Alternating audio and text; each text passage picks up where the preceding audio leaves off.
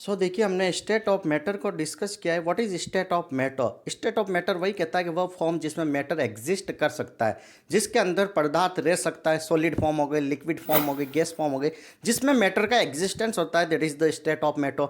5 type of state of matter है, उसको हमने डिस्कस किया था। That is about the first one solid, फिर सेकंड है लिक्विड द्रव, थर्ड गैस है, फोर्थ वन है that is plasma and fifth one है that is Bose Einstein condensate. 6 one state और आ चुकी है, उसको हम यहाँ पर डिस्कस नहीं करेंगे। मोस्ट इंपोर्टेंट आपकी 5 स्टेट से क्वेश्चन पूछा जाता है।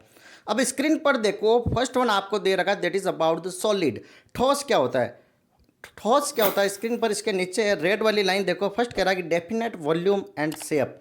जिसका शेप फिक्स होता है, वॉल्यूम फिक्स होता है। फॉर एग्जांपल आपने मोबाइल देखा होगा, तो मोबाइल का जितना वेट होगा वही वेट रहेगा, कहीं पर भी जाके आप देख लो। क्लियर है? ऐसा थोड़ा होता है वोट का जो आपके मोबाइल का शेप है एज इट इज रहेगा, कोई चेंज होता है, दैट इज सॉलिड। सॉलिड के अंदर क्या होता है, जो मॉलिक्यूल्स होते हैं, जो पार्टिकल्स होते हैं, एक दूसरे से काफ़ी अच्छे मतलब बोल सकते हैं स्ट्रांग फोर्स से बाउंड होते हैं। क्लियर है? एकदम टाइटनिंग होती है, टाइट इनकी पैकिंग होती है। अगर आप एग्जाम्पल के तौर पर देखो, ईंट हो गई, पत्थर हो गया, कोई भी सॉलिड फॉर्म में जो आपको नजर आता है, उनमें क्या होता है कि वॉल्यूम और शेप डेफिनेट होता है। स्क्रीन पर देखो, कोई बुक हो गई, फुटबॉल हो गई, डाइस हो गया, क्लियर, आपके स्टोन हो गए, all are the example of solid. फिर हम सेकंड स्लाइड पर देखो, that is about the liquid. द्रव क्या होगा?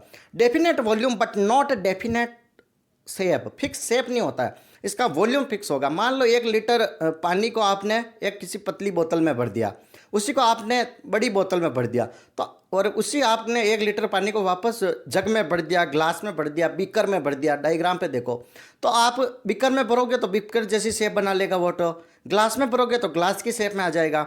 ठीक है? बड़ी बोतल में भरा तो बोतल की शेप में आ जाएगा। तो इसका शेप फिक्स नहीं होता है, अपनी आकृति चेंज कर लेगा, लेकिन वॉल्यूम फिक्स रहेगा। 1 लीटर तो 1 लीटर ही रहेगा, आप किसी में भी डालकर वापस उसका वेट करके चेक कर सकते हैं। क्लियर है?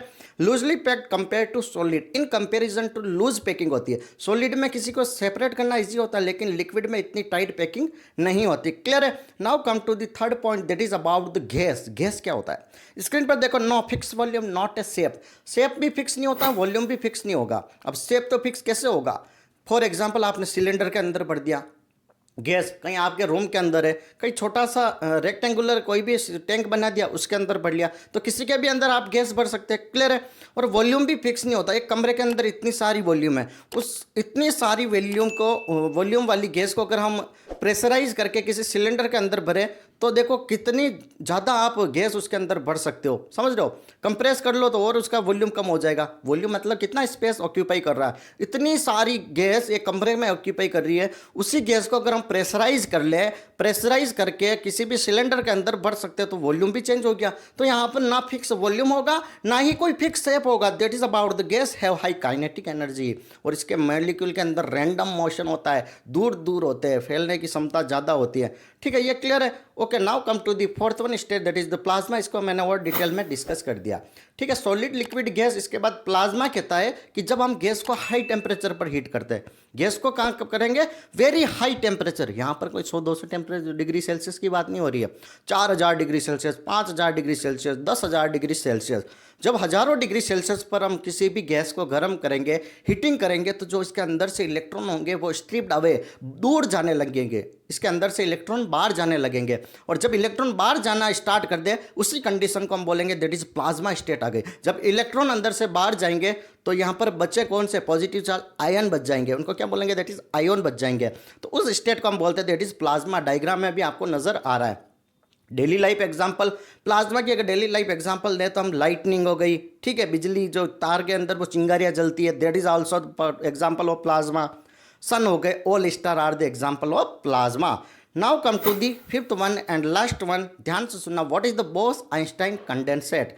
बोस और आइंस्टाइन दोनों का नाम आ रहा है, समझ लो। तो बोस जो थे, ये तो अपने इंडियन साइंटिस्ट थे, और आइंस्टाइन दोनों ने मिलकर ये थ्योरी को प्रपोज किया था, और मोस्ट इंपॉर्टेंट इसका श्रेय जाता है दैट इज बोस को। ठीक है?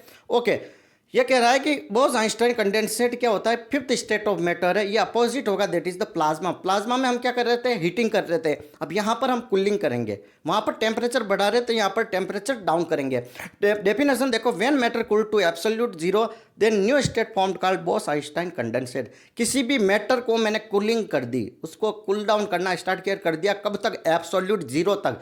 एब्सोल्यूट जीरो मतलब 0 केल्विन, या फिर बोल सकते हैं -273.15 डिग्री सेल्सियस। माइनस, ध्यान रखना, 0 केल्विन या -273.15 डिग्री सेल्सियस, इतना माइनस पर ले जाकर किसी भी मैटर को हम कूलिंग करेंगे, तब जो न्यू स्टेट का फॉर्मेशन होगा that is called Bose Einstein condensate. ध्यान से देखो, ध्यान से समझना, पानी है कितना फैला हुआ है। जब पानी को हम बर्फ जमा लेते हैं, बर्फ जमाते हैं तो वो एक बर्फ का टुकड़ा बन जाता है, समझ में आया? एक बर्फ का पीस बन जाता है, बर्फ का टुकड़ा बन जाता है। इसी तरीके से बोस आइंस्टाइन कंडेंसेट कहता है कि नंबर ऑफ मैटर होंगे, और जब हम उनको कूलिंग करेंगे एट एब्सोल्यूट जीरो, तो वो क्या होंगे? सारे कंबाइन होकर एक बना देंगे। क्लियर है? और जब स्पीड ऑफ लाइट कितनी होती है? 3 × 10⁸ मीटर पर सेकंड।